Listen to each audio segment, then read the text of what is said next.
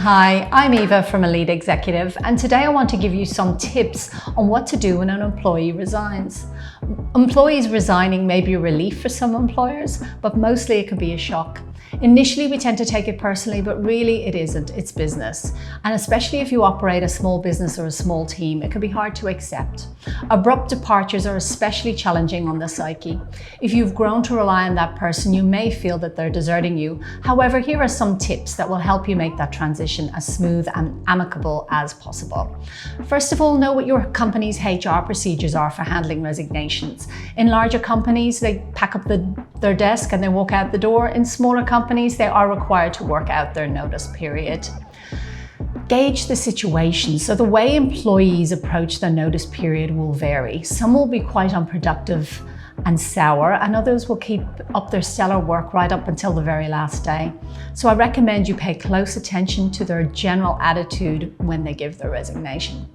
Paying attention will help you to decide also how to best announce their departure to the team and clients.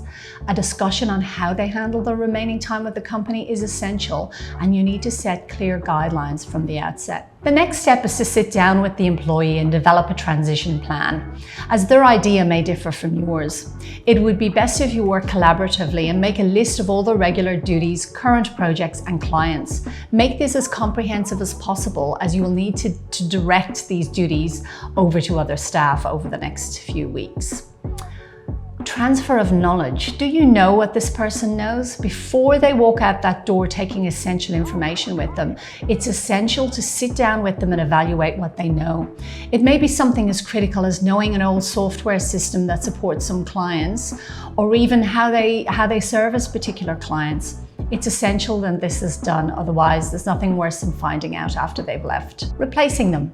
Before you jump the gun, be sure you evaluate the need for a replacement. Once you know in detail what this employee does, you will need to compare it with your team's current priorities, tasks and workload. You can then determine whether you need a replacement. Perhaps you might realize now's the time to restructure the position. In any case, it's a good idea to commence the hiring process sooner rather than later. Last but not least, thank them. Thank them for their work, for their time in the company, and the value they have brought to the team. In the end, remember, losing this employee is just business, and make sure you both leave on good terms. Always remain professional, make sure you wish them well in the new position, and offer to be a referee.